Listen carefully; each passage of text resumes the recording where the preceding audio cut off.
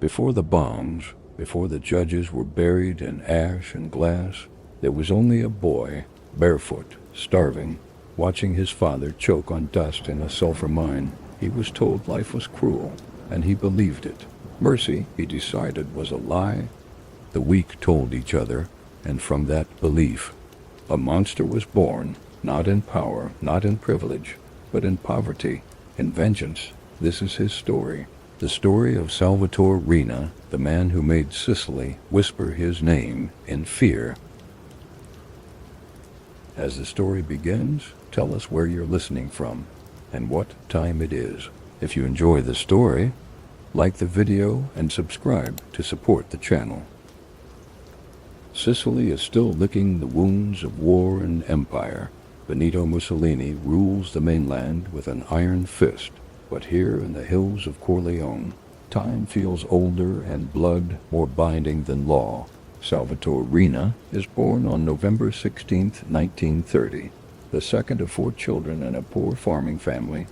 Their home is a stone structure without plumbing, tucked in the outskirts of a village that seems to grow more weeds than wheat.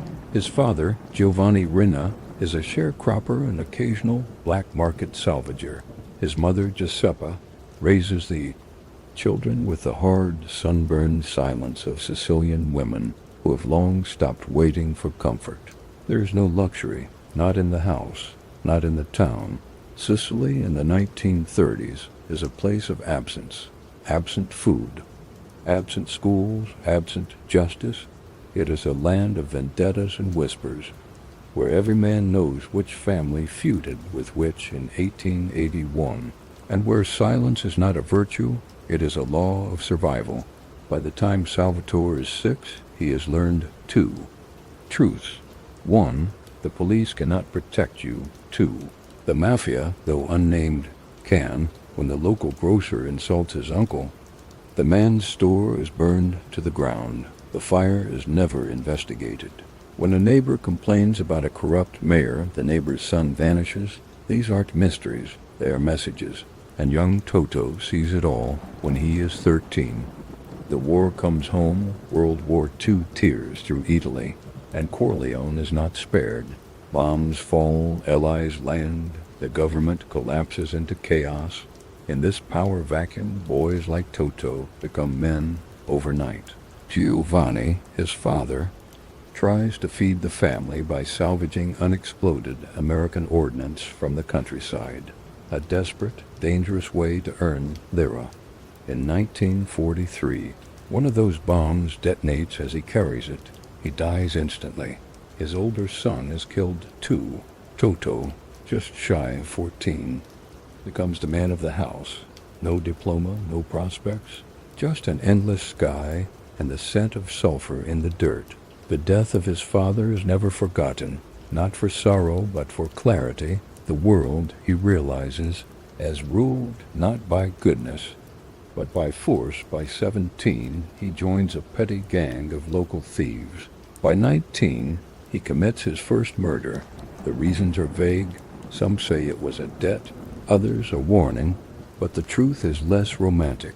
The boy had learned early that in Sicily, blood opens doors that honesty never will. He is arrested, sentenced to prison, and released shortly after. No lessons learned, only more names remembered, more allies made. And it is in this post-war Sicily, scorched, bitter, hollow, that Riina is noticed by Luciano Leggio, a rising mafia figure with plans to wrest power from the old guard. Leggio doesn't want tradition, he wants dominance, and in Riina he sees a weapon, a boy with no attachments, no nerves, no compunction, a face like stone and hands that don't shake. Together they begin what will become the most terrifying transformation in Cosa Nostra history, the rise of the Corleonesi faction. But in 1930, that is still in the distance. For now, there is only a boy in a shadowed town, walking barefoot past olive groves and bloodstains, already learning to keep his voice low, his promises lower, and his ambition invisible. Because the real beast doesn't roar, he waits. There is a kind of silence in Corleone that doesn't exist in cities, not the hush of peace, but the breath, held between two sounds, between thunder and collapse, the kind of quiet where you can hear the dust shift along dry stone, where children speak in whispers, and where names, certain names, are never said aloud. Sicily in the 1930s is not yet the myth the world would come to know. It is not The Godfather. It is not a pair over blood.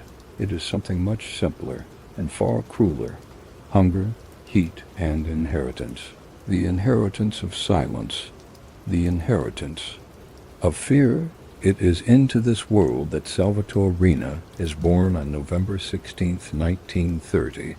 In a peasant house on the edge of Corleone, a stone hut with no floor, no electricity, no water, his mother, Giuseppa, delivers him alone, knees bent, gripping the bedpost. His father, Giovanni, waits outside, smoking hand-rolled tobacco, and, pacing, the midwife arrives late, apologizing for the mule cart that broke a wheel. The baby cries once, sharply, then nothing. That silence would define him.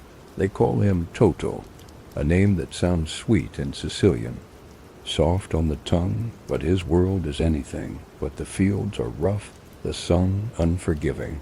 His father works as a sharecropper, farming land he does not own, handing over most of the harvest to the padrone, the landowner, and keeping what little remains for a family that grows leaner each year. By the time Toto is 6, he knows how to patch a shoe with string, how to sleep on cold stone, and how to quiet his stomach with water. Bread is a luxury, meat is a fantasy. His earliest memories are bitter olives, and his mother crying silently over thin soup. But it's not the poverty alone that shapes him. It's the structure of the world around him, a world ruled not by law, but by proximity to violence. Corleone sits in the interior of Sicily, ringed by hills that seem to close in rather than protect. The streets are narrow and brown, the houses like limestone teeth. Men lean against doorways with cigarettes that never burn down, eyes always watching, never blinking. There are rules here, but none written by the state. The police station stands at the end of Via Crispi, but even as a boy, Toto notices when something bad happens. No one walks that way, they walk the other. His father teaches him what to say to strangers, and more importantly, what not to say. You see everything, Giovanni tells him, but you remember only what's yours. Then comes the war. In 1943, the Allied invasion of Sicily begins. Planes scream across the sky, their shadows dragging fear across every field. Bombs fall, men disappear. Fascist mayors flee. American soldiers pour in, speaking a language no one understands and dropping candy from passing jeeps. The German tanks roll out. The silence returns. The Riinas. The war does not bring freedom. It brings desperation. The land is ruined. The markets collapse. Work vanishes. And so, like many Sicilian men, after the guns fall quiet, Giovanni turns to salvaging. The countryside is littered with the broken teeth of war. Unexploded ordnance, rusted tanks, shrapnel-laced trenches. Salvagers risk death for scraps of copper and steel. Some lose fingers, some lose more. One morning, Giovanni and Toto's older brother, Francesco, head out before sunrise. They carry a wooden cart, 2 sacks, and hope that the bombs they find are empty. They are not. The explosion is heard miles away. It tears through the olive trees and sends birds screaming into the sky. When the neighbors arrive, there is nothing to recover. Not bodies, not voices. Just heat, ash, and silence. Toto is 13. He does not cry at the funeral. He stands beside his mother in a threadbare jacket, watching the priest fumble over words he doesn't mean. He feels the wind whip dust into his eyes and nose. He is now the man of the house. The months that follow are not marked by grief. They are marked by hunger. There is no safety net in Sicily. No pension, no state aid. only pride and the crushing weight of daily survival. Giuseppe takes in mending. Toto takes to the streets. He shines shoes in the square. He delivers water in cracked ceramic jugs. He lingers near the bakery, hoping the owner will throw out scraps at the end of the day. But he also watches. He watches which men the shopkeepers bow to, which men speak and make others quiet, which men walk 3 paces behind the tall one in the gray wool coat. He sees Luciano Leggio for the first time on a Wednesday afternoon in front of the butcher's stall. Leggio wears a pressed white shirt and walks with his hands behind his back like a teacher in a classroom of criminals. He speaks softly, but the butcher listens like it's scripture. No police car ever stops near him. Toto doesn't understand yet who Leggio is, but he understands what he represents. Power that doesn't beg. And power in Corleone is not earned by kindness. It's not offered to the clever. It is taken by force. It is kept by fear by 15. Toto is no longer a boy. His hands are calloused. His eyes are steady. His voice rarely rises above a whisper. He carries himself like someone with nothing left to lose. And Corleone is exactly the kind of boy the mafia looks for. It begins with errands, a message delivered to a man at the tavern, a warning whispered into the ear of a shopkeeper behind closed shutters, a bag dropped at the steps of the mayor's house late at night, followed by the sound of glass breaking. No questions, no explanations. Then come the meetings, in vineyards, in basements, in back rooms where the shutters never open, and where old men drink bitter coffee and nod without smiling. And then, the first test. The man is in his 20s. He owes money. He's spoken out of turn. He's been warned once, twice. Now a message must be sent. Toto volunteers, no bravado, no hesitation. He walks alone into the man's house, carrying a brick wrapped in linen. What happens inside is never written down. But when Toto exits, his hands are bruised, and the man is no longer standing that night. No one asks him what he did, but a bottle of red wine appears on the family's table.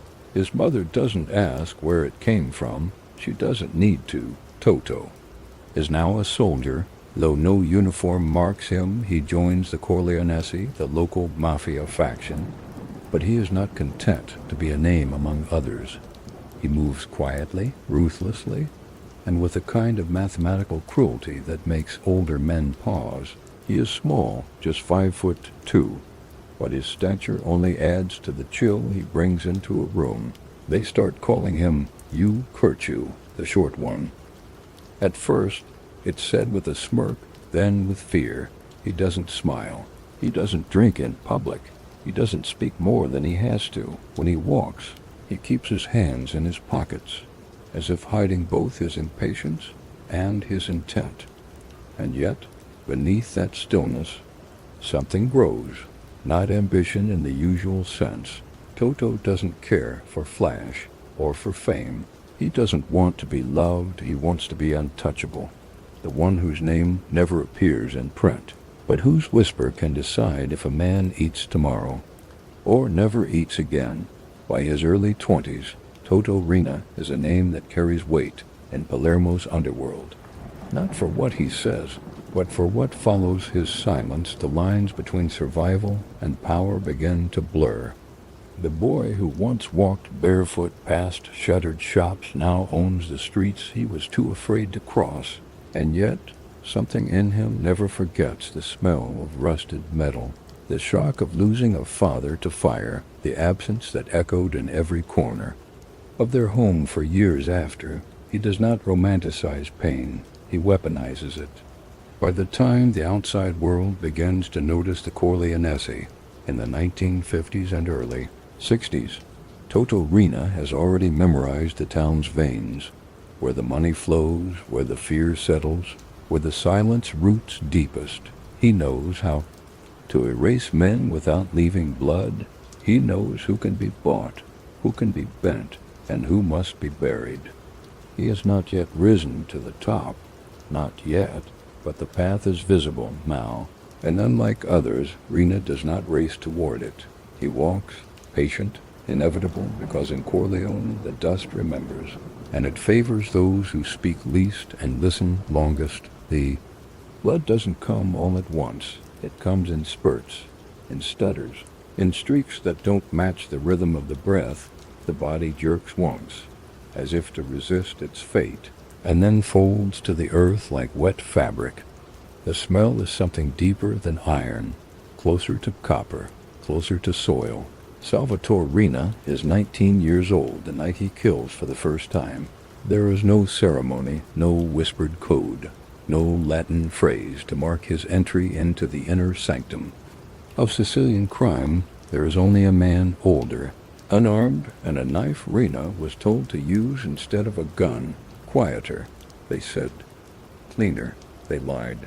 The man doesn't scream, he gurgles, as if surprised. As if he didn't know that a debt owed to the wrong person in Corleone didn't come with an invoice. It came with a grave. When it's done, Riina wipes the blade with his sleeve. He doesn't check the man's pockets. He doesn't wait for applause. He walks back through the narrow alleys of Corleone, head down, blood drying on his shoes. A rooster crows somewhere in the dark. A dog barks once, then stops. He doesn't sleep that night. Not out of guilt, out of clarity. The world has changed. He has crossed a line that cannot be uncrossed. Not. Only did he kill. He did not hesitate. And that, in Corleone, is the difference between being useful and being feared. The man who takes notice is Luciano Leggio. In the years following World War II, Sicily is a land soaked in unresolved power, where the old mafia bosses cling to fading codes of honor, and younger men watch the future with narrowed eyes. Leggio is one of those younger men, broad-shouldered, thick-necked, with a laugh that never warms his eyes. He was a former field hand, like Riina, but something in him refused the role of servant. He didn't want to inherit, he wanted to dominate. By the early 1950s. Leggio is already testing the limits of what a Corleone-born mafioso can become. He smuggles cigarettes, he extorts landlords, he runs protection rackets that bleed Palermo, merchants of their dignity by the day, but his true ambition burns toward a name. Michel Navarra, doctor. Navarra is not just a respected mafia boss, he is a physician, a man of education, influence, and restraint. He controls Corleone with a blend of diplomacy and quiet threat for years. The older dons see him as a bridge between tradition and power, someone who still speaks in riddles and pays his priests on time, but to Leggio, Navarra is something worse than a rival. He is an obstacle. 1958. The heat is cruel that summer. Sicily shrivels under a sun that feels like punishment. The grapevines twist in dry soil. Dust settles like ash across every road. Leggio calls a meeting.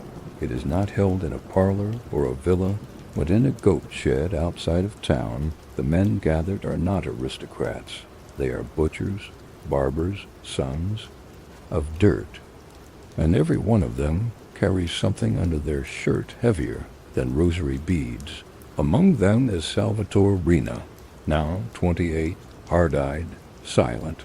He sits near the door, watching the angles of everyone's arms, the twitch of fingers, the glances that mean nothing to outsiders but everything to men who speak through silence. Leggio stands, his voice low and urgent. Michel Navarra is weak. He makes deals with outsiders. He listens to Rome. He believes in papers instead of blood. The others nod slowly. A few cross themselves. Not for Navarra, but for what's about to be said. Leggio continues. We take Corleone now, or we die as dogs later. No middle, no waiting. No vote is taken. Votes are for men who want consensus. What Leggio wants is compliance. That night, Navarra's car is followed. The killing happens outside the railway station in Corleone, in a spot that catches the wind, just so blowing the gunfire toward the fields and away from the houses. Navarra is traveling with his driver. They don't see the trap until it's too late. A hail of bullets tears through the vehicle. Navarra dies instantly, face slamming into the dashboard. The driver, still breathing, is pulled out and finished in the dirt. The shooters are methodical, efficient. The message is not just that Navarra is dead. The message is that no one is safe behind titles anymore. The next morning, Sicily wakes up different. Police file a report, half-hearted and unsigned. Locals pretend not to know what happened. The town priest mentions Navarra briefly in a Sunday homily, then never again. The old mafia, with its codes, its silence, its respect, has been cracked open, and Salvatore Riina is standing in the fracture. What follows in the next years is not a coronation. It is a campaign of erasure. Leggio takes Navarra's place, but not in the traditional way. He does not ask for loyalty. He demands it, and those who hesitate are given one of two choices: exile or extinction. Riina becomes his chief enforcer, the man who doesn't need to speak, the man who knocks once and doesn't wait for the door to open. He moves through the ranks not by charm or connections, but by the sheer consistency of his violence. He is reliable, and the wayfire is indiscriminate, predictable only in destruction. When a rival baker refuses to pay protection, Riina doesn't just rough him up. He burns the oven, shatters the windows, and leaves a dead dog nailed to the shop's door. The baker pays the next week and never makes bread again. When a small-town mayor publicly refuses mafia bribes, he is found floating in a well with no fingernails and a rosary in his mouth. The message is simple. You Curciu was here. At first, the nickname, the short one, is whispered as a joke, but the joke dies quickly. By 1960, it's a warning. But what drives Riina isn't greed. He lives modestly, sleeps in modest rooms, and wears clothes that never attract attention. What he seeks isn't wealth, it's dominance. A world where no one can touch him, where control is total, silent, and absolute, where no one dies without his permission. He learns to see weakness in the twitch of an eyebrow, in a voice raised too quickly. He knows which men fear him, and which need to. He doesn't yell, he whispers, he doesn't threaten, he promises, and he never forgets. In a rare moment of recorded speech, a police wiretap later captures Riina saying, "A man forgets who insulted him?" Then he is not a man. Leggio, meanwhile, begins to overextend. His brutality draws attention from Palermo, and soon from Rome. Warrants are issued, informants emerge. The heat grows, and Leggio, never subtle, makes mistakes. In 1964, he is finally arrested, but the arrest is only half of victory. He flees, lives as a fugitive, and even orchestrates killings while on the run. The state chases his shadow while the real power, the one behind the curtain, begins to consolidate. That power is Salvatore Riina. He doesn't declare himself boss, he doesn't need to. He simply acts as if he already is, and no one dares correct him. By the late 1960s, Riina's influence stretches from Corleone into Palermo and then into Rome. He controls construction deals, smuggles heroin through secret routes, and distributes violence like currency. He is still short, still plain, still quiet, but now his name alone clears rooms. A man once said of him, Riina could enter a bar without a sound and make the entire place feel cold. But power comes at a cost, and blood is never a one-time payment. Riina begins to isolate himself, even among allies. He trusts only those who obey blindly. Paranoia, once a tool, becomes a habit. He begins sleeping in safe houses with 3 escape routes. He stops carrying a wallet, stops writing anything down. He wears the same dark suits, never leaves fingerprints, and avoids cameras like they carry disease. He tells his men, if you can be seen, You can be found. If you can be found, you can be buried. The Mafia, as an organization, has changed under his shadow what was once a network of men bound by honor, flawed, yes, but with rules, becomes something else under Riina, something colder, something more honest in its brutality. The initiation rituals remain, but the soul is gone. Riina doesn't want respect. He wants obedience. The blood baptism he underwent at 19 was not an event, it was a philosophy.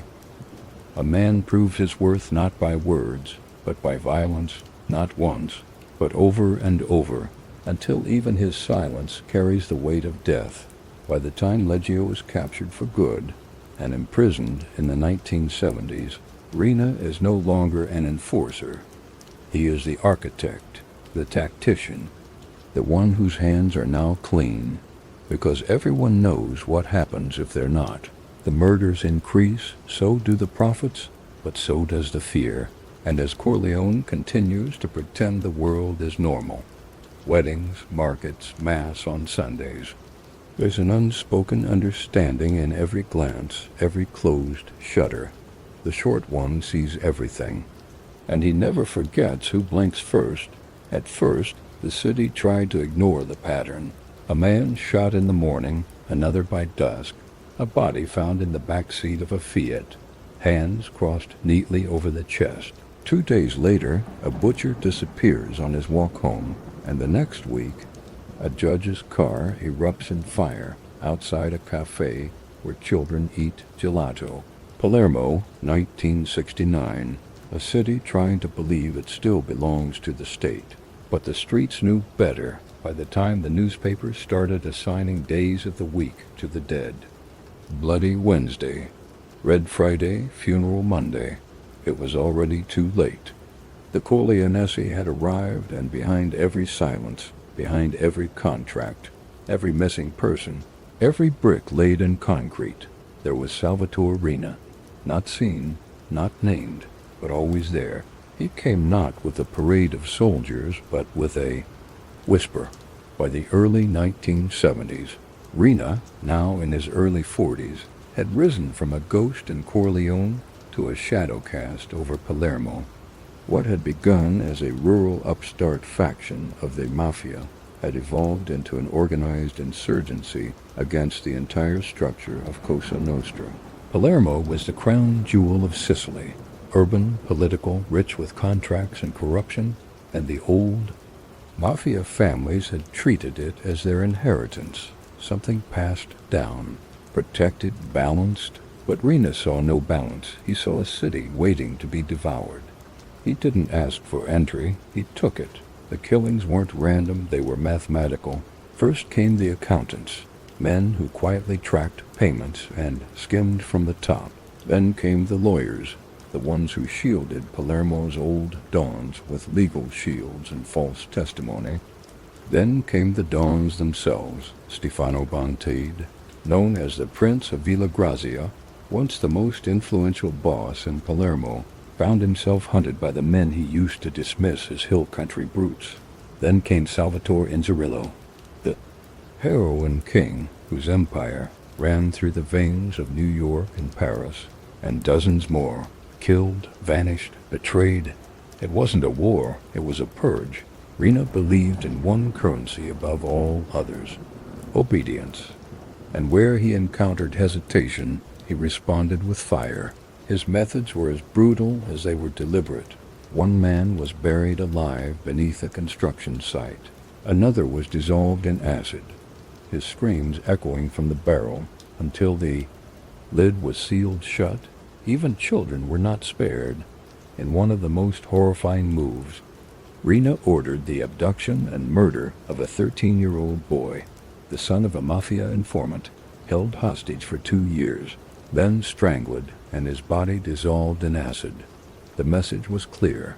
No one is untouchable. No sin is forgotten. And vengeance waits patiently in the corner of every room. This was no longer Cosa Nostra as the world knew it. This was something else, a dictatorship in the dark. But Riina wasn't just building a regime of fear. He was building a machine While bodies dropped in the streets, his lieutenants infiltrated Palermo's bureaucracy. Slowly, subtly, relentlessly, city councilors were bribed. Bidding processes where rigged building permits were awarded in exchange for silence.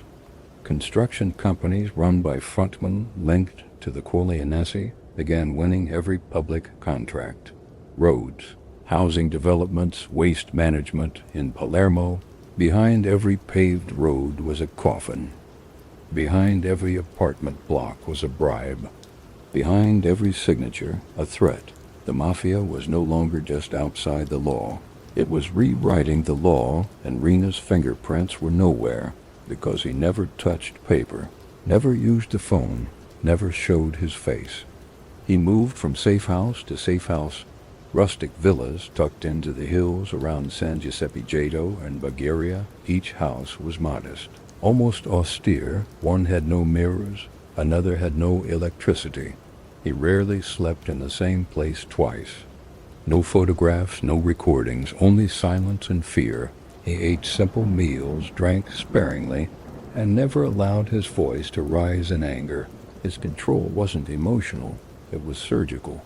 Men feared him not because he shouted, but because he never needed to. Even among the mafia, there were those who whispered that Riina was going too far, that the old rules were being shredded, that too much blood was attracting too much attention. But those who questioned him didn't live long enough to speak twice. He had no tolerance for dissent. He demanded not just loyalty, but uniformity. The mafia, once a web of semi-autonomous families, was becoming a military hierarchy under a single invisible general. When a regional boss refused to bow, his house was burned. His wife vanished.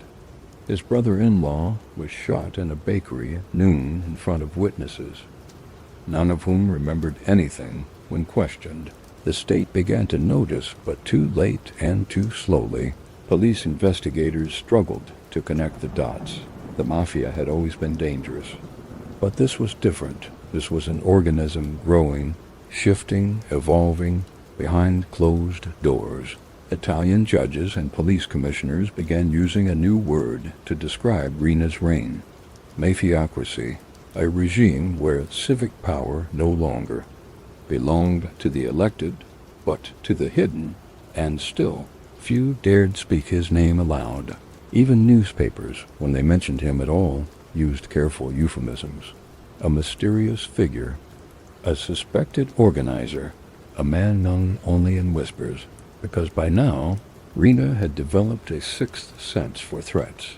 One journalist wrote that Riina seemed to know who was investigating him before the investigator knew it himself. Palermo began to harden. Shops closed earlier. People walked faster. Mothers warned their sons not to look man in the eye. Teachers skipped topics. Priests stopped speaking out. Riina's rule didn't just kill bodies. It killed language. The very grammar of the city shifted from expression to evasion. In neighborhoods like Brancaccio and Calza, children grew up assuming that authority lived not in uniforms, but in shadows. They learned to read moods from silences, to listen for footsteps, to speak with their eyes, and they learned, above all, to never say Toto Riina, because if you spoke his name, it meant you believed he was real, and real things can find you. Yet beneath this empire of silence, money roared. Palermo's black economy swelled. Millions flowed through construction and heroin. The Pizza Connection pipeline, a drug trafficking route from Sicily to the United States, fronted by pizzerias, flooded American cities with narcotics. It was traced back in part to the Corleone. Riina didn't need to move the drugs himself. He didn't even need to see them. Others did that. His genius was in logistics, in erasure, in making the system so terrifying that no one dared leave fingerprints. In one intercepted conversation, a trafficker says, "There is no court when he is watching, no law, only Toto." But inside Riina's inner circle, there was no celebration. Victory did not mean rest. power meant paranoia, he began killing within. His own faction, men who had once served loyally, were suddenly marked for death. Not because they betrayed him, but because they might. And Riina believed in preemption. One of his closest lieutenants, after surviving a failed attempt on his life, would later testify, it was not a question of guilt. It was a question of timing. You had to die before you had the chance to even think of disloyalty. The blood that flooded Palermo wasn't accidental. It was part of a plan, a design too. Riina, every body buried was one less question, one less rival, one more inch of control, and he knew exactly what he was doing. Because the more violence he unleashed, the more terrified the city became. And in that fear, he found loyalty, not love, not admiration, but the kind of loyalty born from survival, the loyalty of people who wake each day and ask one question: how do I not die today? And when that is the question, the man with the answers becomes king. Palermo bled, and Riina built a throne from the silence. But the blood was starting to stain the floors of the state. And somewhere deep within the government, the courts, and the police, resistance was beginning to stir. It wasn't loud, not yet, but it was enough to remind the beast of Corleone that even shadows leave traces. And that somewhere, out there, someone was watching him. The war did not begin with a declaration. It began with a missing man one morning in 1971. Calogero Bagarella, a seasoned mafioso and Riina's brother-in-law, left his home in Palermo wearing a light gray suit and dark glasses. He was on his way to a meeting. He never returned. No one heard gunfire. No one saw a struggle. His car remained parked where he left it. 3 days later, his body turned up on the edge of a lemon grove near Monreal. His mouth was packed with crumpled banknotes, the old kind lira. His wrists were broken, his shoes missing. It wasn't just a murder, it was a message to Riina. It was a challenge to the mafia world. It was the ignition of something far more dangerous, a civil war, not between the mafia and the state, but within the mafia itself. For the first time in living memory, Cosa Nostra feared its own reflection. The first mafia war would rage for 3 years. His enforcers were shadows, too. Kevin Weeks, broad-shouldered, brutal, loyal, a former bouncer turned collector. Kevin didn't need to talk much. His fists did enough. Stephen, the rifleman, phlegmy, older, slicker, colder, a man with roots. In the Italian mob, but loyalty sealed to Whitey by a shared appetite for secrecy and violence. Where Whitey strategized, Flemmy executed. If you crossed them, the outcome was consistent, fast, final, and quiet. Some victims were shot, others were strangled. Some were dismembered in basements with tarps and silence. A few were buried beneath bridges, others dissolved in lime, their names erased like chalk in rain. No one ever found a note. No threats were made. One day a man would speak out. The next, he'd stop showing up. That was the message. In the bars along L Street and the old bowling alley near West Broadway, men whispered warnings like scripture. Don't say his name. Don't ask questions. Just pay your cut. Whitey wasn't feared because of what he did. He was feared because of what he might do. Even the police played by his rules, some out of fear, some out of greed. He had a system, a balance. He kept Southie clean on the surface. There were no shootouts on corners, no turf wars in the streets. He didn't like noise, and he made sure the neighborhood stayed quiet enough to seem safe. If a crew from Charlestown came sniffing around, they were warned once. If they came again, they didn't leave. If someone sold heroin, Whitey made an example of them. Not because he was morally opposed to drugs, he ran cocaine and marijuana through the city like blood through a vein, but because heroin made addicts loud, unpredictable, vulnerable, and vulnerability attracted law enforcement. Whitey didn't tolerate vulnerability. He ran things like a businessman with a ghost touch. He paid informants well, kept his network wide. When a cop got too curious, a favor was called in. When a journalist started asking questions, a relative received a visit, not a threat, just a conversation, just enough to make the story disappear. He understood the psychology of power better than most politicians. You didn't need to control everything, you just needed people to believe you did. But beneath that exterior, beneath the cold eyes and the modest jacket, was a man consumed by control. He trusted no one. He carried a scanner in his car that tracked police dispatch. He rotated safe houses, rarely sleeping in the same bed, too. Nights in a row, he parked blocks away from meetings, walked through alleys, checked reflections in store windows. He wiped down phones, burned notes, spoke in code even to people who already knew what he meant. Every encounter was a test, every silence a threat. Whitey believed everyone had a weakness, and most had a price. He simply made sure he got there before anyone else. One winter night in 1982, a low-level bookmaker named Brian Halloran came to Whitey with a problem. Halloran had been arrested on a drug charge and feared someone in his crew was talking. He wanted help protection. Whitey nodded, listened, said he'd look into it. Halloran left relieved. 2 weeks later, he was gunned down in a hail of bullets outside a seafood restaurant. His associate, Michael Donahue, an innocent man, giving him a ride, was killed, too. The message was clear. Even asking for help could be a betrayal.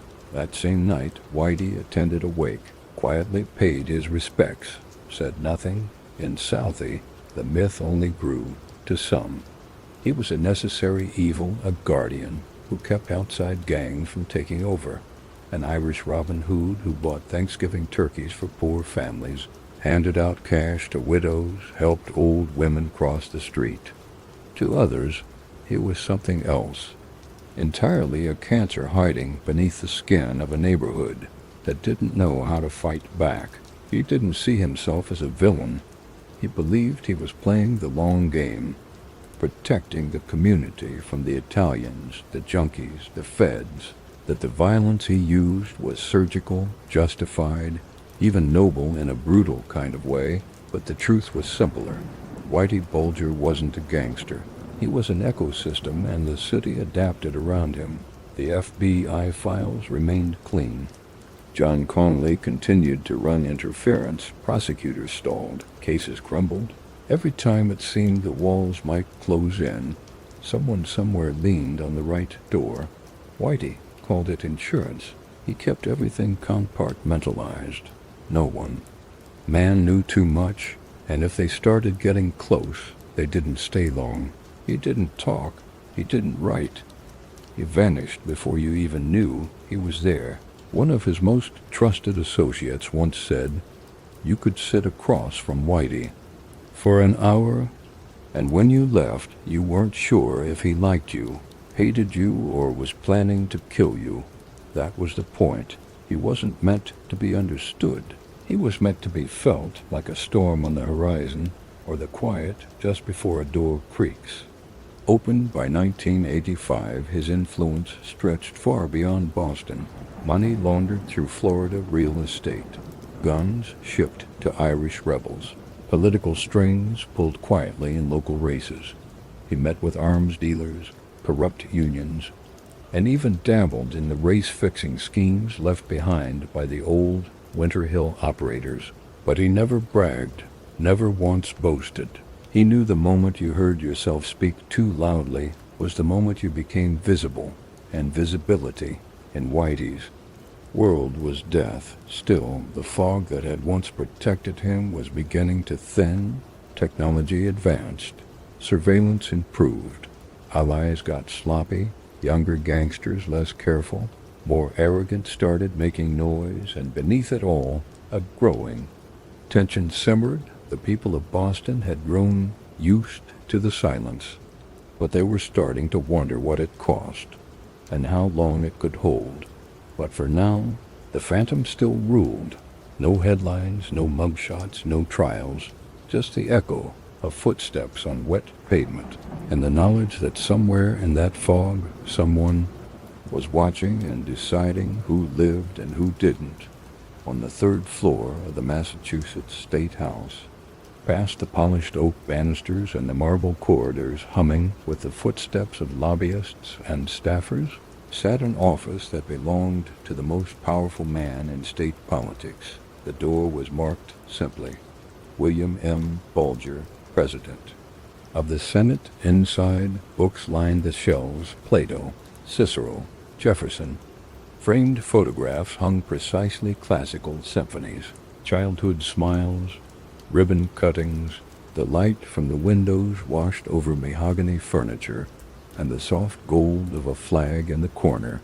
It was a room designed to command respect, and yet, beneath that carefully composed stillness there was a shadow. It didn't speak. It didn't write memos.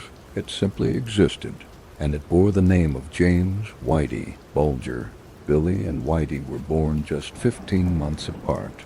Two sons of South Boston, two branches from the same gnarled tree, but the paths they took diverged. Early and visibly, Billy, the bookish one, quiet, devout, inquisitive, he stayed in school, listened to their mother, showed up to church in polished shoes and a pressed collar. While Whitey roamed the streets with the Shamrocks, Billy studied Latin. While Whitey ran numbers, Billy recited poetry. They shared the same kitchen, the same freezing winters, the same father's broken voice. But by the late 1950s, their lives were split by concrete and conviction, one rising through the institutions of government, the other falling deeper into the underworld still. The blood between them never thinned. As Billy ascended the political ranks, first as a state representative, then as state senator, and eventually as Senate President, by 1978 Whitey was rising too, in his own darker domain, and in Southie they called them both Mr. Bulger, one in the Capitol, one in the streets. The irony wasn't lost on anyone, but no one dared speak it aloud. Billy was the model of Irish Catholic ambition, he quoted. Aristotle from memory, wrote essays on the meaning of justice, and lobbied for public libraries. He was beloved by constituents who saw him as the proof that one of their own could rise without selling out. He kept his speech deliberate, his humor dry. He read poetry on the Senate floor. He avoided scandal, embraced ceremony, and never once used foul language in public. But outside the chamber walls, questions loomed. How did someone so clean come? From a family so haunted? And what did he know? What could he have known about the crimes his brother was orchestrating from the shadows of South Boston? Billy maintained one position, always. He was loyal to family, but he knew nothing of Whitey's world. They were close, yes. They spoke regularly, yes. But he had no involvement in James's life. That line became his armor, and for decades no one could pierce it. In truth, there was no evidence, no bank accounts, no wiretaps, no meetings caught on tape, just whispers. Whispers that Billy visited their childhood apartment long after he had moved uptown. Whispers that his name came up in certain conversations behind closed doors, but nothing ever stuck. He remained untouched, and that was the power. Whitey never asked Billy for favors. That was the rule. He didn't need legislative help or political introductions. What he needed was something quieter, something no one could give but a brother. Distance. The image of innocence, the illusion of separation. As long as Billy existed in the world of clean politics, speaking at Harvard, attending Mass, shaking hands with governors, then Whitey, by contrast, could remain invisible. If someone questioned the Bulger name, there was always a respectable face attached to it. Their phone calls became a ritual. Once a week, no longer than 10 minutes, never recorded, always indirect. Billy spoke of family, his wife, his children, local politics. Whitey listened, then hung up sometimes. The message was simple. If one of you speaks, all of you bleed. No one in the mafia had dared to go this far, not even Luciano Leggio, not even the old dons of Palermo.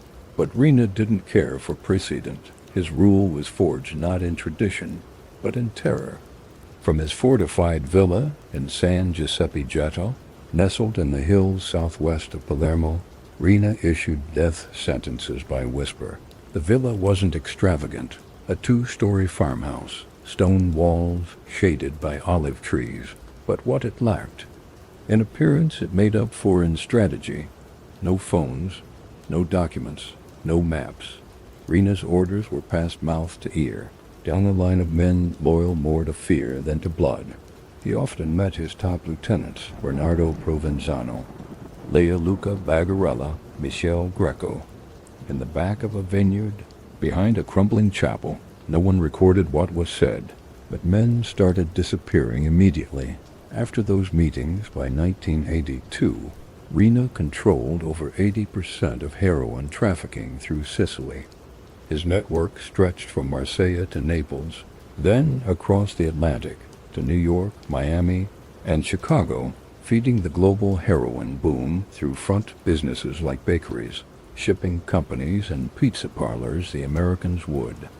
Later dubbed the pipeline, the pizza connection. But in Sicily, no one dared name the pipeline. No one dared name him, even within the commission. The men left standing sat in fear. They agreed with everything he said, even when no words were spoken. One boss reportedly passed a vote without hearing the motion. Just in case, he said. Saying no is louder than saying yes. They watched what they drank, watched how they walked. A wrong glance, a misstep, and they too might vanish. The commission had become an echo chamber. But Riina didn't need the echoes. He just needed the silence.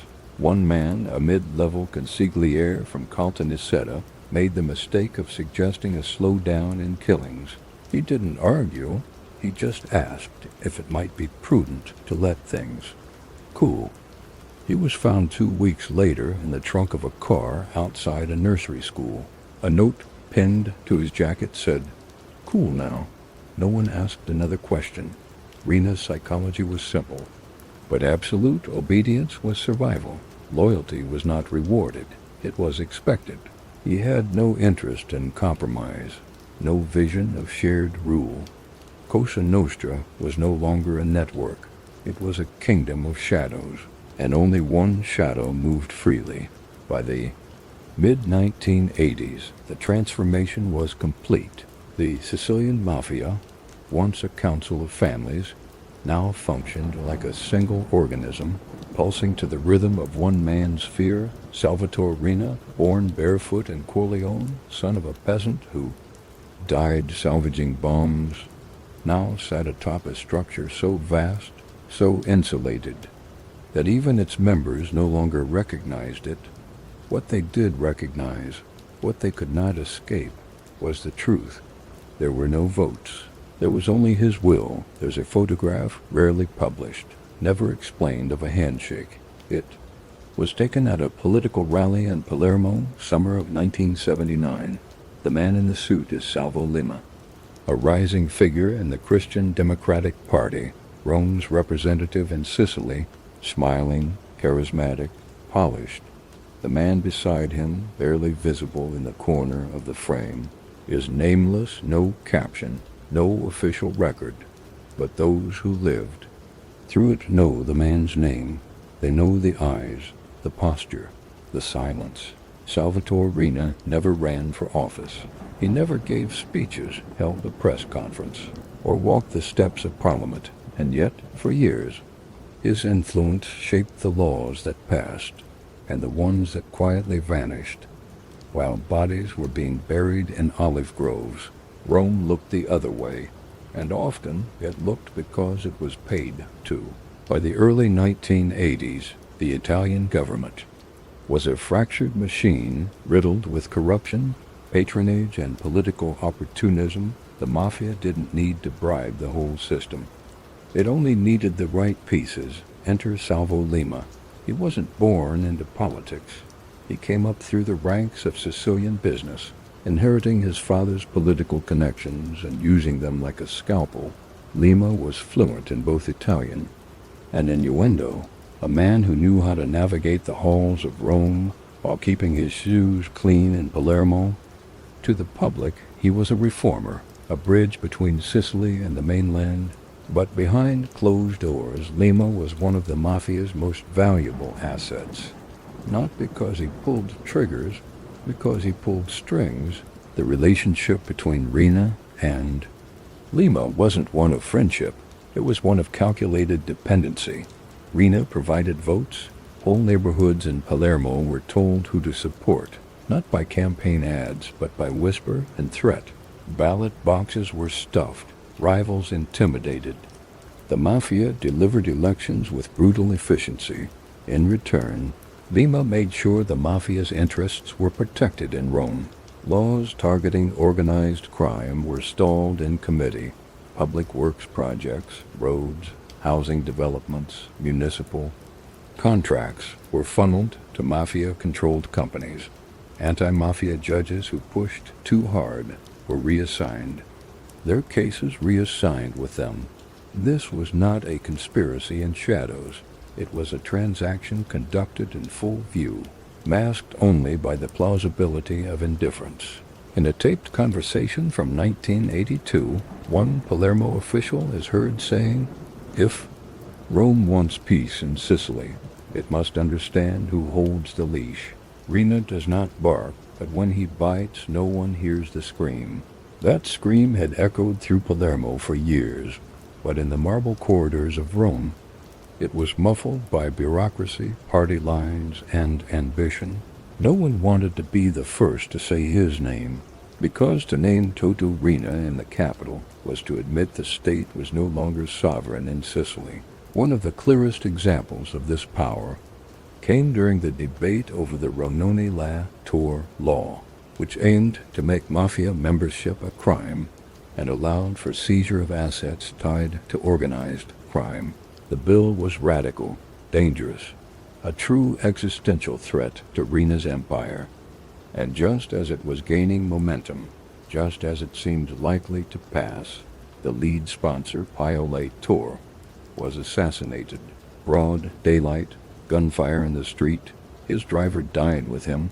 A month later, General Carlo Alberto Dalla Chiesa, assigned as the new prefect of Palermo to fight the Mafia, was also murdered alongside his wife, their car riddled with bullets on Via Carini.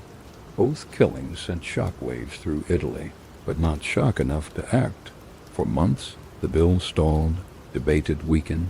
It took a third death, another judge, before it passed, and even then, its enforcement was slow, underfunded, intentionally toothless.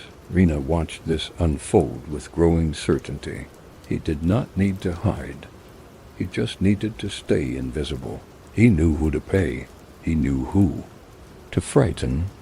And more importantly, he knew that Rome did not want a war, because to fight the Mafia meant confronting not just criminals, but collaborators, and the rut went deep. Throughout the 1980s, construction contracts flowed like wine from Rome into Sicily. Billions of lira earmarked for rebuilding neighborhoods, repaving highways, expanding sewage systems. But on the ground, the work rarely matched the budget. Roads were paved and collapsed within months. Schools were funded and never built. Hospitals ran out of medicine while invoices claimed full delivery. And in every layer of this economic shell game, someone took a cut. Politicians, inspectors, contractors, Mafia bosses, each profiting from the illusion of development. Riina's front companies, often named after saints or old farms, became legitimate overnight. They won public bids, built real structures, filed real taxes, but the profits went into war chests, and the labor was often paid in cash or silence. For every bridge constructed, a judge was bought. For every bid won, a rival was buried. In the people, they survived as they always had, with lowered voices and shuttered windows. Palermo residents saw which construction firms were allowed to hire. which restaurants were never robbed, which politicians never campaigned alone. They learned to read the city like a map of fear, and over time, they understood the hierarchy more clearly than any government ever would. Rome made speeches. Riina made decisions. But Rome's apathy wasn't just about fear. It was also about utility. To many in power, the mafia was predictable. It kept Sicily quiet, kept elections manageable, kept certain industries, heroin, construction, unions, running without state intervention. What was the cost of that convenience? A few murders? A few scandals? They could be washed away, forgotten, folded into the history of a nation used to corruption. But what they didn't understand or chose not to was that Riina was not a criminal seeking coexistence. He was seeking replacement. He didn't want influence over Rome. He wanted Rome to submit by the end of the decade. Riina had achieved something staggering, a mafia that no longer merely negotiated with politics, but directed it. And still, he had never once spoken publicly, never appeared in court, never signed his name to a government deal.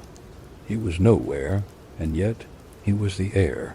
In 1990, one former cabinet member was asked during a confidential inquiry what he knew of Riina's influence. He answered, "You don't know Riina. You feel him. Like humidity in summer, you sweat, you endure, and you pretend it's the weather." It was more than metaphor. It was confession, and in that confession, a truth that would haunt Italy for years. Salvatore Riina ruled not just through violence. He ruled through permission, and Rome gave it. There are two kinds of silence in Sicily. The first is familiar, the silence of fear, a silence that clings to alleyways, to doorways, to the long pauses between sentences when someone dares speak of power that does not wear a badge. But the second, the silence that came after May 23rd, 1992, was different. It was not born of fear. It was born of mourning and rage. That was the day the earth opened. That was the day Giovanni Falcone died. Falcone was not born into heroism. He came into the world in 1939, in Palermo, the same soil that birthed Riina's empire of blood. But Falcone's world was different. His father was a state official, a man of discipline. Giovanni studied law, became a judge. He was quiet, methodical, private, a man of routine and principle. In the early 1980s, he became known for one trait. More than any other, he listened. He listened to the wiretaps, to the whispers in courtrooms, to the fear in the voices of wives and children left behind. He studied the patterns of silence, and from them, he began to draw the lines of the mafia's architecture. And when he started putting those lines on paper, people began to die. Not criminals, colleagues. Falcone's partner was Paolo Borsellino, his friend since childhood, another judge who refused to look away. They were opposites in temperament. Falcone was reserved, analytical, Borsellino, impassioned and warm, but they shared one truth. Sicily would never heal unless someone confronted the beast without blinking. Together they formed the Antimafia Pool, a small group of magistrates who worked in secrecy, sharing information, guarded around the clock, eating together so that no one could be isolated or picked off. It was not justice as theater. It was war as paperwork, and it was a war Riina did not expect to lose ground in. In 1986, Falcone and Borsellino, along with their team, launched what would become the largest anti-mafia prosecution in Italian history. The Maxi trial, 475 mafiosi indicted, 338 convicted, 19 life sentences. It was unprecedented. Held in a bunker-style courtroom built inside Palermo's Ucciardone prison, the trial lasted from 1986 to 1987. The evidence was overwhelming. Testimonies from former mobsters, especially Tommaso Buscetta, the highest-ranking mafia informant. At the time, revealed the structure of Cosa Nostra like never before. Riina's name surfaced repeatedly. So did Provenzano's, so did dozens of others. Falcone had taken the whispers and turned them into weapons. And for the first time in modern history, the mafia could feel the floor beneath its shift. Riina took it personally. He wasn't a man who forgave insults, and to him, the Maxi trial wasn't just a judicial proceeding. It was a declaration of war. Worse, it worked. Even after the appeals process, hundreds of convictions stood. Riina's lieutenants were locked away. His network bled at the edges, and though Riina remained hidden, untouched, he had been named, over and over, publicly, legally. Internationally, the old silence had cracked, and in its place was a voice, a calm, Sicilian voice, saying, "You are not untouchable." But Falcone knew the risk. He lived as if war was inevitable. His office was a fortress, his home guarded, his movements classified. He carried a small pistol in an ankle holster, not because he believed he could fight back, but because he refused to die helpless. He rarely saw friends, rarely went out. Borsellino once said, "Giovanni lives like a ghost in the city of his birth." And still he did not stop. May 23, 1992. Falcone, his wife Francesca Morvillo, and his bodyguards are flying from Rome to Palermo for the weekend. The flight is calm. The sun hangs over the Tyrrhenian Sea. The coastline of Sicily curls like a sleeping animal. They land at Punta Raisi Airport. A convoy awaits them. 3 armored cars arranged in sequence. Falcone takes the passenger seat of the lead car. His wife behind him, 2 agents driving. They head east toward Palermo, along Highway A29. They don't know it, but just ahead, beneath the roadbed, buried beneath fresh asphalt, sits half a ton of explosives, TNT and ammonium nitrate, placed inside a drainage culvert by Riina's men. Months of planning, weeks of testing, and at 5:58 p.m., as the convoy rounds a gentle bend near Capaci, the signal is given. A man on a hilltop presses a button, and the Sicilian earth lifts itself in fury. The blast creates a 20-foot crater, lifting the lead car into the air, tearing the road open like paper. Shrapnel explodes in every direction. The windows of nearby homes are blown in.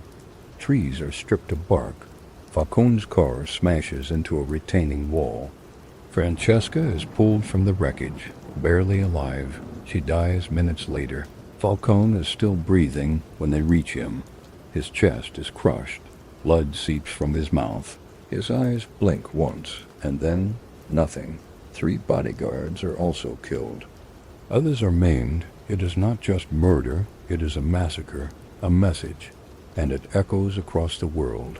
In Rome, church bells toll. In Palermo, tens of thousands pour into the streets. They bring flowers, candles, children, and for the first time in decades, they bring names, they speak them aloud. Riina, Provenzano, Greco, Bagarella. The silence, once a fortress, begins to break, but Riina is not finished, because he knows something Falcone didn't live long enough to realize. Terror is momentum, and it needs to be sustained. Paolo Borsellino becomes the next target. In the weeks after Falcone's death, Borsellino works furiously. He refuses time off, refuses protection changes. His notes become frantic. He knows he's being watched. To his family, he begins saying goodbye without saying it. One night, to his wife, he says, "I know it, I feel it. I am a man marked for death." July 19th, 1992. Just 57 days after Falcone is killed, Borsellino drives to visit his mother in Palermo. He's accompanied by 5 bodyguards, young men barely out of training. They park on Via D'Amelio, a quiet street lined with fig trees and stone walls. Unbeknownst to them, a Fiat 126 is parked nearby, packed with 90 kilograms of Semtex. As Borsellino rings the intercom to his mother's apartment, the car explodes. The blast is thunderous. A cloud of flame and dust swallows the street. Borsellino is vaporized. 3 of his bodyguards are killed instantly. One, Emanuela Loi, is the first female police officer in Italy to die in the line of duty. She had joined the escort just 2 weeks earlier. Another bodyguard, Agostino Catalano, dies shielding a child who had run outside during the noise. What remains of Borsellino is gathered in pieces. There is no open casket. The funeral is not quiet. It is a rupture. Tens of thousands pour into the square. Priests weep. Police officers rip badges from their uniforms in protest. Mothers scream at politicians, accusing them of complicity by inaction. The air in Palermo thickens, not with grief, but with revolution, because for the first time, the mafia seems vulnerable, not weak, not gone, but mortal. Something shifts. An entire generation raised in fear finds itself unwilling to inherit the silence. The students march, the judges speak louder, journalists name names without flinching. Billboards go up, quoting Falcone. He who is silent and bows his head dies every time he does so. He who speaks aloud and walks with head held high dies only once. And Riina? He watches from his villa in San Giuseppe Jato, surrounded by olive trees and rifles. He hears the names in the streets. He sees the public rage, and for the first time, he feels the echo of his own fear. Not for his life, but for his myth, because men like him don't survive on breath alone. They survive on silence, and now Sicily is screaming.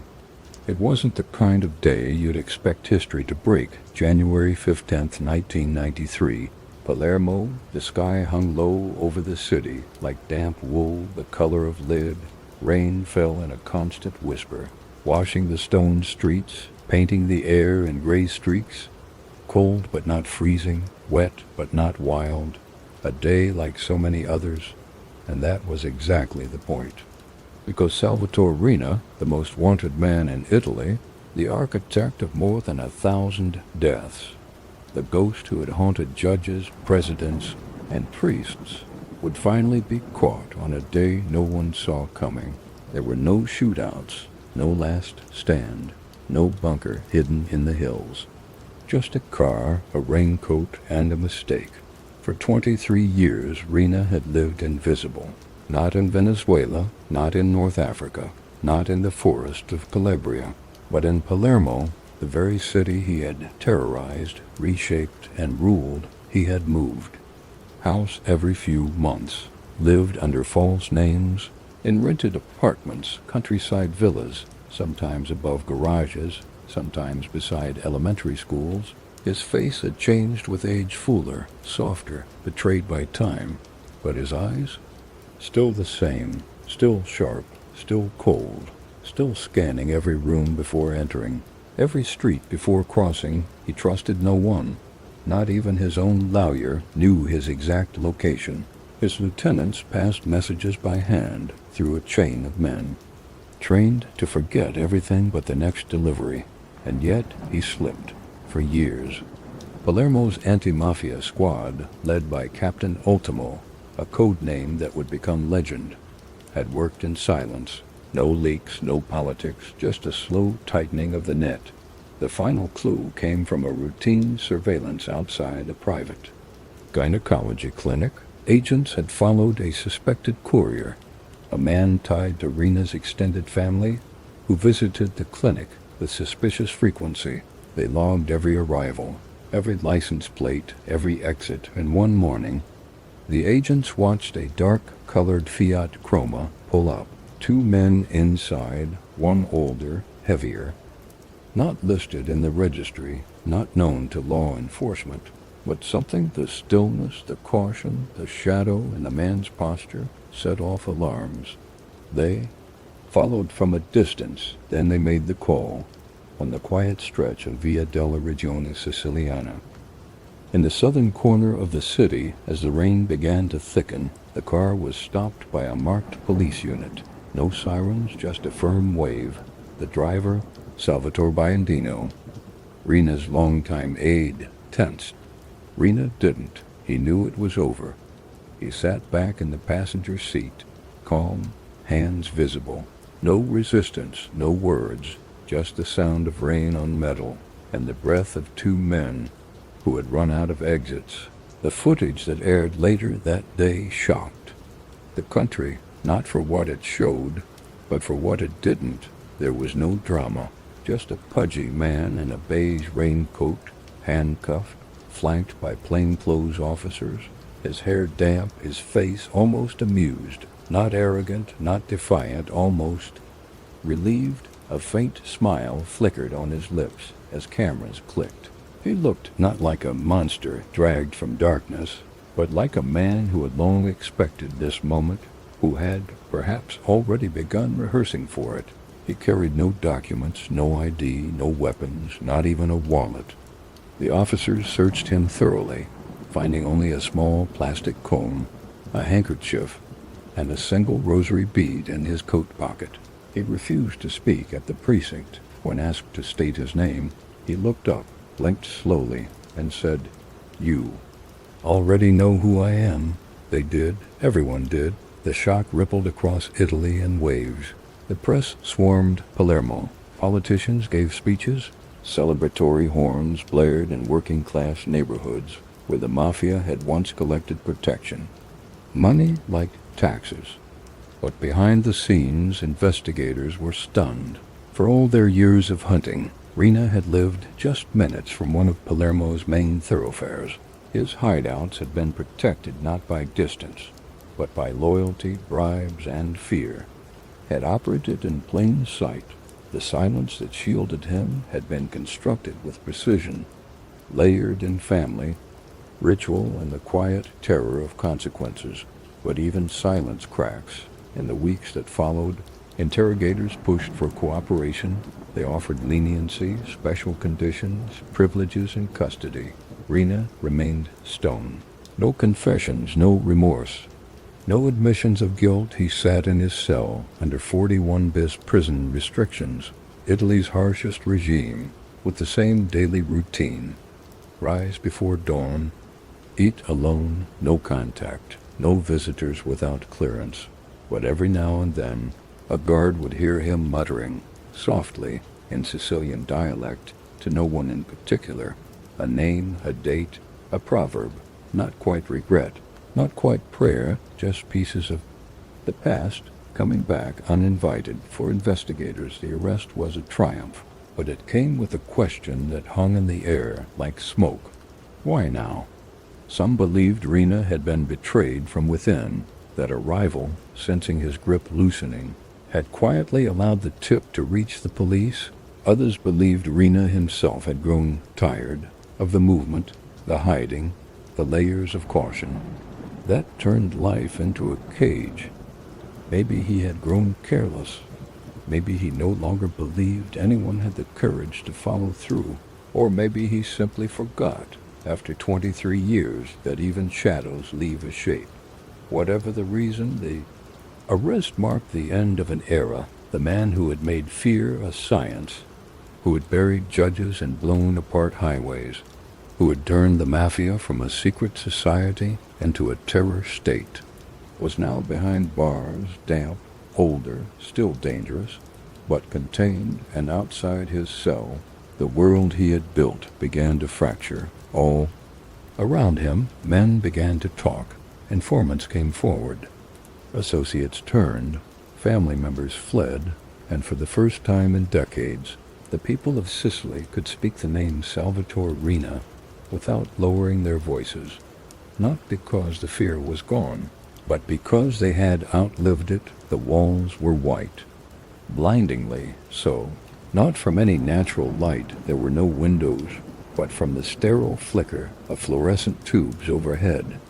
Buzzing faintly like flies trapped in glass, cell number 207, maximum security wing, Asinara prison. This was where Salvatore Riina, the beast of Corleone, now lived no visitors, no phone, no television, no shared meals, just a steel-framed bed, a toilet bolted to the wall, and silence, the kind that folds over you until you forget what voices sound like. But even here, even sealed away beneath Italy's harshest prison regime, Riina remained dangerous, because Riina didn't need sunlight to cast a shadow. The state had thought it finished the story. When Riina was arrested in 1993, there was celebration, relief, the end of something unspeakable. But the mistake was assuming he had ruled with presence. He hadn't. He had ruled with memory, and memories, like viruses, spread. Even behind bars, Riina found ways to reach out. He couldn't use phones, so he used mouths, guards, visitors, cleaners, lawyers. Every encounter became a potential message. Every moment a transaction. In 2003, authorities intercepted a recorded conversation inside a heavily monitored prison in Milan, where Riina had been transferred. The tapes stunned even the most cynical prosecutors. Riina seated calmly in a visitation room was caught discussing the logistics of a murder plot. Not just any murder, but the targeted assassination of a young prosecutor and potentially children of state witnesses. He spoke not with rage, but with casual clarity, as if discussing construction delays or a bakery order. The words were chilling. Even the children, if they want war, they'll get it.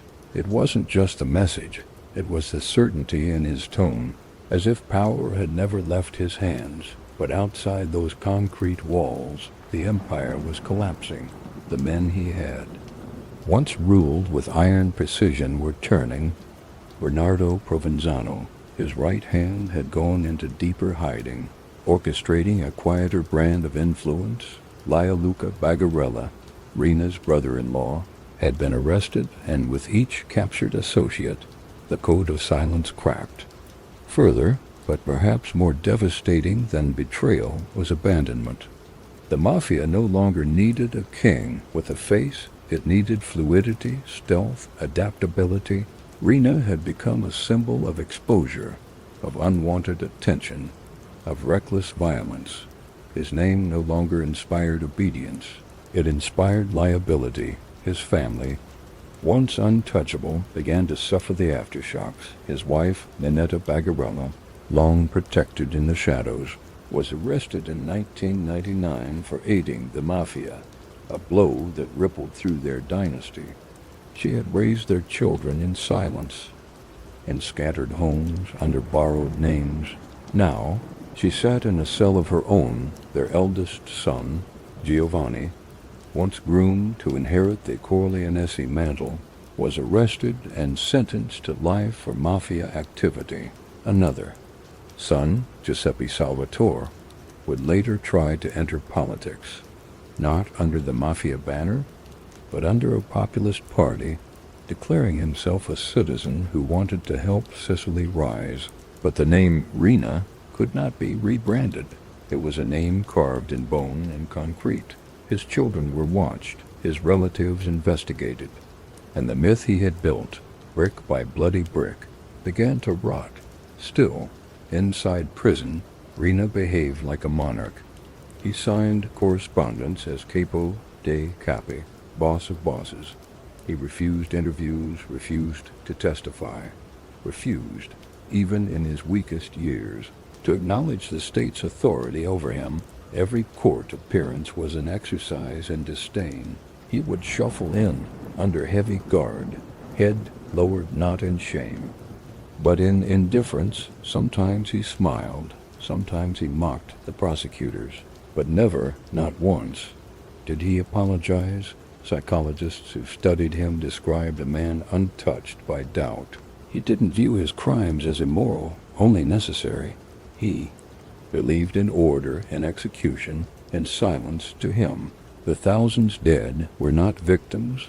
They were tools, obstacles, enemies of a truth that only he believed in. He saw himself not as a criminal. He saw himself as Sicily's enforcer, the hand that did what the law would not. But over the years, even stone erodes. The isolation took its toll. By the late 2000s, Riina's health began to fail. Heart problems, surgeries, weakened vision. He walked more slowly, ate less, slept more, but in his mind, he was still the king. One guard described watching Riina stare at a wall for hours, whispering names to himself. Names long dead, names buried in acid, names once written in ledgers, and funeral announcements. He would say them aloud like a priest intoning liturgy, the last rites of his reign, spoken not in Latin, but in blood, and yet, no matter how frail his body became, Riina refused to bend. He fought every legal decision, sued for better treatment, demanded rights he had denied to thousands. In one of his final filings, he wrote, "I am not asking for freedom, only dignity." The irony was not lost on the world. This was the man who ordered children dissolved in acid, who signed death warrants for judges, who turned cities into cemeteries, and now, behind walls he could not control, he wanted dignity. By the time the state announced he would remain under 41 bis restrictions for life, even his remaining loyalists had gone quiet. He was too toxic, too loud, too old. The mafia had moved on. It had learned something from his legacy. Power should be unseen. Control should leave no trace. And a king who brings war to the gates only invites his own collapse. In the end, Riina ruled nothing but memory.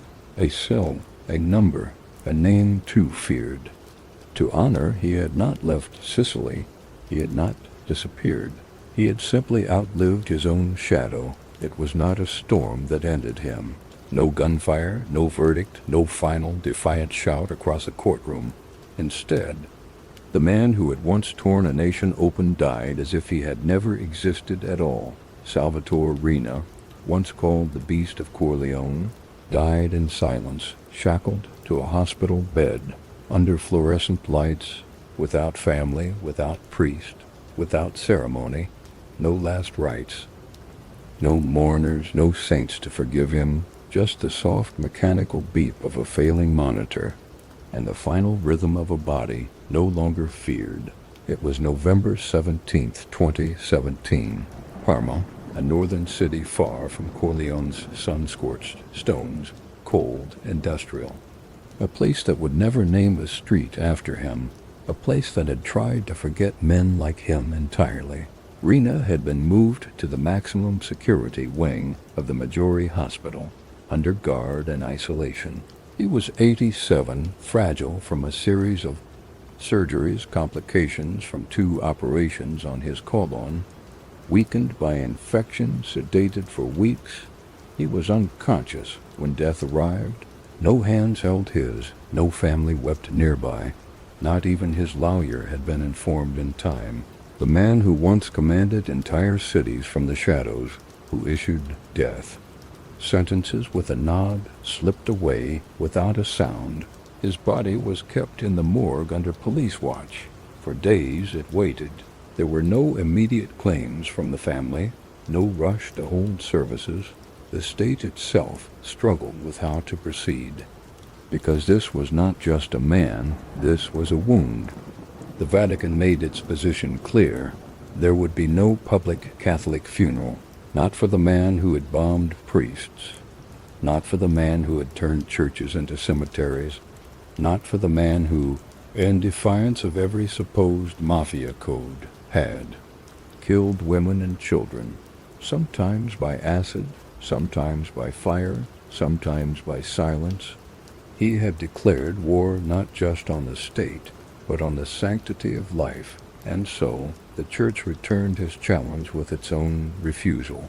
No mass, no blessing, no holy water, a soul denied commemoration. There was, eventually, a burial, but it was not an event, it was an erasure. Under a gray sky, in Corleone Cemetery, a plain wooden casket was lowered into the earth. The date was not announced. The hour was unlisted. No eulogies were read, no musicians played, no priests stood in black. A small cluster of police officers observed from a distance. No one was allowed within reach. His wife did not attend, neither did his children, nor any relative, associate, or man who might have once kissed his hand. Only the dead were there to greet him. His grave was left unmarked.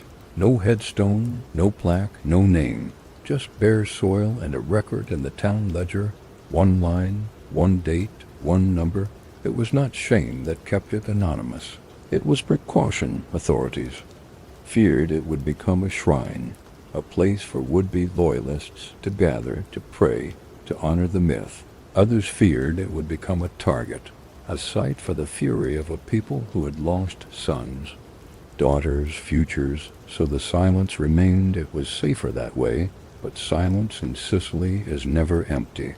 It echoes, and in the weeks after Riina's death, that echo came not in parades, not in mourning, but in memory in a small Palermo school. A teacher spoke to her students about history. She spoke of Falcone and Borsellino, of Capaci, of Via d'Amelio, of men who had stood in the face of evil and did not blink. One student, 10 years old, raised her hand. She asked, "Is he really gone?" The teacher didn't answer right away, because the truth was, not entirely. Riina's body was gone, but his fingerprints remained in courthouse archives, in prison records, in the bullet scars on courtroom doors.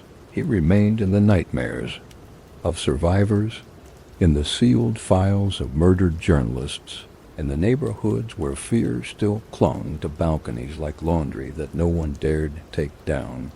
He remained in the conversations still not had at dinner tables, in the glances passed when certain names were mentioned, in the silence that even now you could still hear between sentences. What Riina left behind was not a legacy. It was a fracture, a break in how Sicilians had seen themselves, a confrontation with what power can become when it is unchallenged, when it is worshipped, when it feeds not on ideology, but on obedience. He had ruled with fear. He had crushed tradition and replaced it with terror. And now, even in death, there was debate over whether to speak his name or to bury it deeper than the grave could reach. In Rome, a senator said, "Let him rot. His name should not stain another page." In Palermo, a mother whose son had vanished in 1983 lit a candle. On her windowsill, she did not say Riina's name aloud, but when asked what the candle meant, she answered, "It is for all those who never came home." And the man who made sure they didn't, the world moved on. But Sicily did not forget. A year after his death, the government approved a public monument to the victims of mafia violence, a marble wall etched with hundreds of names. Many of them never found. The names faced the rising sun near the sea, near where Falcone was buried, and just miles from where Riina had once ordered executions with a smile. No monument will ever bear Riina's name. There will be no biopic with redemption, no statue to his strategy, no celebration of his rise. There is only a quiet place in Corleone, a patch of ground where weeds grow faster than grass, and under it, a wooden box with a ghost inside. That is how the beast of Corleone ended, not with war, not with ritual, but with a breath, and then nothing. And yet his story lingers, in courtrooms, in wounds, in children who are still told even now. Don't speak too loudly, someone might be listening. When the beast fell, he did not fall alone, the Corleonesi faction. Once a ruthless machine of extortion, heroin roots, and terror, collapsed under the weight of its own blood, without Riina's voice. The structure that had ruled Sicily like a kingdom began to splinter, its soldiers turning into fugitives, informants, or corpses.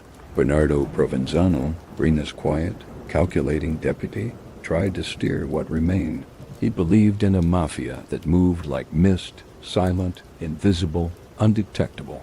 But the Corleoneses' era of open war and scorched earth had left scars too deep to hide. Judges, journalists, and police were no longer blind. The state, awakened by Falcone and Borsellino's martyrdom, finally came with teeth. By the late 1990s, hundreds of mafiosi were arrested. The arrests were not just symbolic, they were systemic, dismantling networks built over decades. The Corleonese empire was gone. What replaced it would never have the same ferocity or reach. Yet victory left its own kind of ruin. Palermo, though quieter, bore ghosts at every corner. Streets where car bombs had torn the earth were rebuilt, but the air still seemed to hum with memory. Apartment walls still carried bullet holes. Entire neighborhoods had lost fathers, sons, and brothers, not to war or plague, but to organized greed and violence. Economically, Sicily had bled. Mafia corruption had siphoned millions, meant for development for roads, schools, hospitals, into criminal empires. Even with Riina's fall, corruption did not vanish, it simply changed form, hiding in new contracts, new faces, new offices, where money still whispers louder than justice. But perhaps the greatest cost was in trust. Generations of Sicilians had been raised to believe that speaking too loudly, even about injustice, meant danger. Parents told their children to avoid eye contact, to never mention certain names, to mind your shadow. Fear became a language, inherited like folklore, woven into lullabies and warnings. Even after Riina's reign, this fear lingered. A man could walk through Palermo's Fucceria market, past fruit stalls bursting with color, and sense the careful weight of each conversation. Smiles carried caution. Laughs ended quickly. It was as if everyone knew the walls had ears. Culturally, Sicily tried to heal. Artisans painted murals of Falcone and Borsellino, their faces towering over streets where silence once ruled. Schools held anti-mafia lessons, documentaries, books, and films sought to peel back the mythology of men like Riina, to show that beneath the power was nothing but paranoia, cruelty, and cowardice. But healing was never simple, because the story of Riina was not just about one man. It was about a system that allowed him to thrive, a system where politics, poverty, and fear intertwined, leaving everyday people trapped between survival and silence. Today, Palermo is rebuilding. Cafes spill onto cobblestone streets. Tourists walk where once only whispers traveled. The old mafia strongholds have lost their iron grip, and the city's spirit, its music, its laughter, its markets, has begun to return, but the scars remain. There are still families who do not know where their loved ones are buried, still mothers who flinch at the echo of fireworks, mistaking them for bombs, still children raised on stories of the man they called the Beast, warned never to trust power too easily. The fall of Riina left a paradox. His empire is dust, his methods reviled, his name a cautionary tale, and yet the shadow of his rule lingers, a reminder of what fear can build and what it destroys. As one elderly shopkeeper in Palermo once said, standing outside his store, the mafia is not just the men with guns, it is the silence they leave behind. Riina's death did not end that silence. It merely marked the start of a long reckoning, a battle to teach Sicily to speak again, to trust again, to look at its own reflection without flinching. And that, perhaps, is his truest legacy. Not the bodies, not the power, but the broken voice of a land learning how to heal. In every empire built on blood, there are names meant to disappear. They vanish not just from ledgers and headlines, but from memory, torn out like stitches from a wound the world never wants to look at again. But in Sicily, the ghosts never quite go. They linger in alleyways, on cracked pavement, in a mother's trembling hand as she lights a candle with no grave to place it on. This is the story of the men and children who vanished, not because they were weak, but because they stood still while the beast charged forward. Giuseppe Impastato, poet, radio host, revolutionary, he dared to speak of the mafia with a laugh on his tongue and rage in his chest. In 1978, they found him blown apart on railroad tracks outside Sinisi. The official story, a terrorist accident. But Sicily knew better. Giuseppe's last words aired days before. If you keep your head down, the mafia will give you a job. If you raise it, they'll give you a funeral. He was 30. He died for telling the truth on public radio. Don Pino Puglisi, a priest in Brancaccio, a mafia-infested parish where most wore fear like second skin, but Pino smiled through it. Taught kids to say no, to choose books over bullets. He called Riina's world what it was, an empire of cowards. They warned him. He smiled. On September 15th, 1993, his 56th birthday, two men waited by his church steps. One pulled the trigger. Pino looked up, already bleeding, and said, "I've been expecting you." They buried him in silence. But in every Palermo classroom today, children learn his name, Carlo Alberto Dalla Chiesa, general, war hero, brought in to clean Palermo's rot in 1982. But Riina's reach was longer than Rome's promises. No protection, no reinforcements, just a quiet Fiat 132 pulling up to his car near Via Carini. They fired 32 rounds, killed his wife too, left the car riddled like a colander. A journalist found his notebook, stained red, still open in the passenger seat. He had scribbled, "Who do I trust?" Nobody, not anymore. Giovanni Falcone, judge, architect of the Maxi trial. He never carried a wallet, too traceable. He flew home every week to see his wife, Francesca. He once said, "The mafia is not invincible. It is human, it has a beginning, and it will have an end." On May 23, 1992, the end came for him. Riina ordered 500 kilos of explosives planted beneath Highway A29. As Falcone's car approached, the road itself rose in fire. His bodyguard, Antonio Montanaro, was found nearly unrecognizable. Francesca's hand was still clutched in his. The explosion made a crater so deep, drivers thought it was an earthquake. It wasn't. It was a message. Paolo Borsellino, Falcone's closest friend, he walked like a man already mourning. Less than 2 months after Falcone, Riina's men struck again, July 19, 1992. Via D'Amelio, a Fiat 126 rigged with explosives, Borsellino was carrying a folded letter addressed to Falcone. It burned with him. They say his last words were a whisper. "It's over."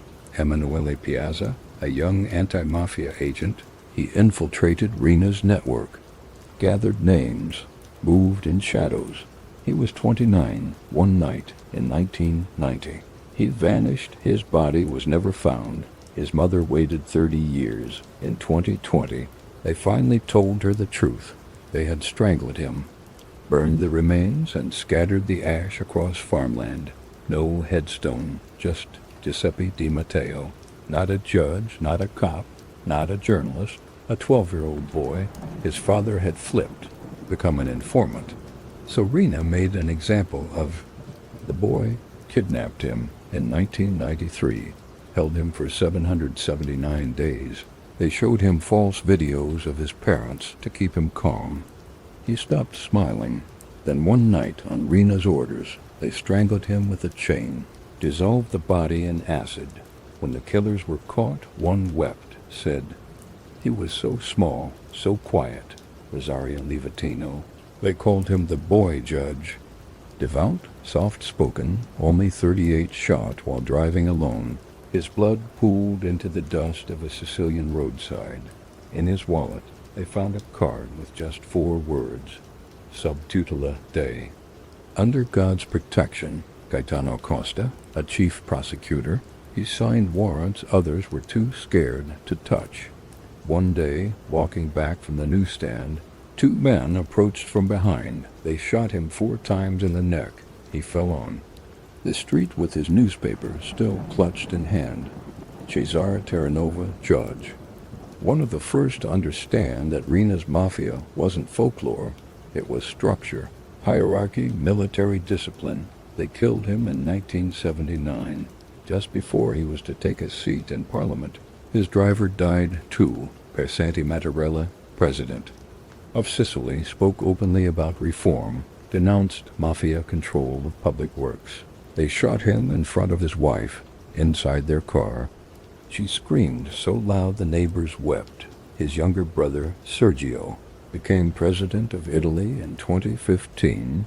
He has never once said Riina's name in public. Dozens more remain unnamed here, not because they matter less, but because their families still fear, still whisper, still look over their shoulders every time the light changes red. The screen darkens, and then a list, name after name, title after title, children, priests, journalists, mothers, mayors, no music, just a quiet hum of wind over stone. And in the final frame, just before black, the beast remembered, the world forgot. In the end, he sat alone, a shrunken man in a concrete cell, 9 by 12 feet, wrapped in silence and steel. 3 cameras watched his every move. The light never turned off. Even the guards never called him by name. To them, he was numero uno. To history, he was El Capo dei Capi. But to those who dared speak honestly, he was simply the beast. Toto Riina died not with a gun in hand, but with a catheter in his arm, blind in one eye, bones like glass, teeth yellowed, liver failing, in a prison hospital bed in Parma, 2017. A priest read him the rites, he said. Nothing back, and the question still lingers, louder in death than in life. Was he evil, or was he engineered? Formed like sediment, layer by layer, in a place that had no use for gentleness? To understand Riina, you don't start with crime, you start with poverty. He was born in 1930, in Corleone, not the romanticized village of cinema, but a real town where hunger walked hand in hand with shame. His father died in a blast while trying to extract explosives from a World War II bomb to sell for scrap. Toto was 13. From that moment, the message was clear. No one would save you, so you became the weapon. He never finished school. He never read a novel, but he studied power like scripture, learning its rhythms, its silences. And what he understood, better than anyone before or after, was this: fear is faster than loyalty. Fear spreads. Without permission, in court transcripts and wiretaps, Riina barely raises his voice. He laughs often. He calls murder a necessary duty. He speaks of democracy the way one might speak of mold. In one of his few recorded rants, he says, the Guanchi, the Ona. State? The law? That's for men who lose. What burned inside him wasn't ambition. It was control. Not just of soldiers or street corners, but of reality itself. You didn't just obey Riina. You imagined him watching, even when he wasn't. That's why he survived for decades. Not by charisma, but by invisibility. He left no photographs, rarely spoke in public, and had his enemies killed, not when they betrayed him, but when they might. One psychiatrist reviewing Riina's prison notes described him as affectionless, grandiose, severely paranoid. But another, an older analyst from Palermo, refused to pathologize him. He wrote, what Riina believed was exactly what this land allowed him to believe. We built the monster. Then we were shocked when it did not smile. Riina hated change. He despised the maxi trial. He loathed the press. He couldn't bear the thought of compromise with politicians, with lawmen, with rivals. His vision of Sicily wasn't utopia. It was order, but not the kind painted on courthouses, the kind that ruled in shadows where obedience was holy and dissent was death. In his final years, Riina was kept under the strictest prison regime in Italy, 41 bis. No contact with other inmates, no physical touch, no news from the outside, and yet, in his prison diary, he wrote, "They think they've locked me away, but they'll never be free." Even dying, he saw himself not as a man being punished, but as a king whose kingdom forgot it owed him. The Vatican refused him a public funeral. Sicily held no parades, no plaques, no mourning crowds, just a burial at night, unmarked, forgotten. And yet, somewhere in the rusted corners of Palermo, there are still whispers. A boy walks past a shuttered bar and sees a faded poster. A cab driver glances at the courthouse and shakes his head, because Riina isn't a ghost, he's a blueprint. A scar left on a map, a reminder that sometimes the devil doesn't knock. He's invited in. There is no redemption arc here.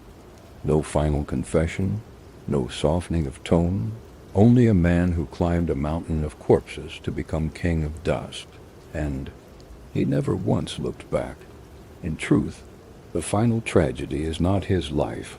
It is what his life reveals, that when silence is rewarded, when fear is normalized, when justice moves too slow, a man like Riina doesn't emerge. He is excavated. The story of Toto Riina is not a cautionary tale. It is not a legend to be retold over wine. It is a mirror held up to history, to systems that rot from within, to cultures that choose quiet over truth. And when we look into that mirror, we do not see the beast. We see ourselves blinking, hesitating, and wondering how close we came to letting it all happen again. There are cities that forget, and there are cities that absorb the damage. Palermo never forgot. It simply learned how to breathe with broken ribs. In the early 1980s, the sound of laughter from a child's game echoed down alleys, once soaked in silence. The walls still held stories, bullet holes filled in with plaster, names half erased with weather, but not memory. The blood had dried. But the fear hadn't drained. It lived on, inherited like property. The men who had once moved in armored convoys were gone. Some rotted in cells, some in the ground, some in countries that had no extradition treaty, but the architecture of power, its echoes, its scars, its codes, remained beneath the marble facades and flower stalls. Funeral processions passed slowly, always too many, black cars long as regret. A widow clutched a single rose against her chest and stared forward like stone. She had buried 2 brothers and a son. No one asked how. The silence after Riina's capture was not peace. It was a vacancy, a breath held by a city that had forgotten how to exhale. People whispered names only inside their homes. They paused when recounting the past, as if memory itself required permission. He had ruled with no speeches, no political mask, no message to offer, just the sure and surgical application of terror. What he left behind wasn't legacy, it was vacancy, leadership through subtraction, visibility through fear. In neighborhoods like Brancaccio and Nos, the older residents still nodded to one another without speaking. The markets reopened, streets swept clean, but no one parked under certain balconies. No one asked why a bakery reopened so quickly after the old owner disappeared. There were patterns, they learned to read them. There were stories passed to children, not to inform, but to warn. Don't walk that way, don't speak that name, don't ask questions. In many homes, loyalty wasn't taught, it was assumed, like ductwork. In the walls, if you had to ask, you didn't belong. In the years that followed, new names rose, but none so massive, none so mythic, none that moved through a city like a rumor with teeth. He had changed Palermo, not just its politics or its economy, but its posture. Bent shoulders, eyes lowered, truth whispered, if at all. A shopkeeper once described the years after Riina's reign as the time when the windows stopped looking out. People had seen too much, said too little. and learned that survival often meant keeping stories buried deeper than the bodies. There was no plaque for Riina, no statue, no public farewell. His burial was conducted quietly, without honors, without crowds, even in death. His name tasted bitter in the mouths of those who feared him. He had outlived many, but not time. Time had no allegiance, and yet his presence never fully left. Not in the way footsteps would echo slightly longer down the corridors he once walked. Not in the unease that gripped judges when reviewing certain cases. Not in the way some families still kept a separate cell phone for one number only, unlisted, unnamed. Some historians would later ask if he had one. He dismantled entire clans. He reduced the structure of the old mafia into something colder, leaner, more lethal. But if power is measured in permanence, then his victory was a brief and bloody illusion. The city buried him, the courts erased him, but the trauma that stayed, that's the real inheritance. His name still circulates, not in reverence, not even in hatred, but in mourning. A reminder that some men do not lead. They carve their names into the land through violence, and expect the land to worship the wound. And still, no one forgets him, not because they want to remember, but because memory in Sicily is stitched. To survival, he ruled with fear.